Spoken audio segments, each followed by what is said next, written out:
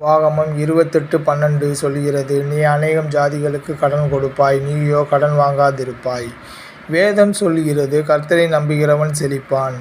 தாவீது சொல்லும்போது, நான் இளைஞனாயிருந்தேன், முதிர் வயதும் ஆனேன், ஆனாலும் நீதிமானும் அவனுடைய பிள்ளைகளும் அப்பத்துக்கு இறந்து திரிகிறதை நான் காணவில்லை என்கிறார்.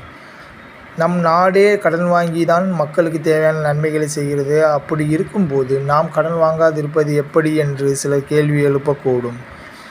வேதம் சொல்கிறது, நீதிமானுக்கு வரும் துன்பங்கள் அநேகமாயிருக்கும், கர்த்தர் அவைகள் எல்லாவற்றினின்றும் அவனை விடுவிக்கிறார். நம்முடைய தேவைகள் அநேகமாக இருக்கலாம், நம்முடைய பணங்கள் குறைவாக இருக்கலாம், ஆனால் அவைகள் எல்லாவற்றினின்றும் கர்த்தர் நம்மை விடுவிக்க வல்லவராயிருக்கிறார்.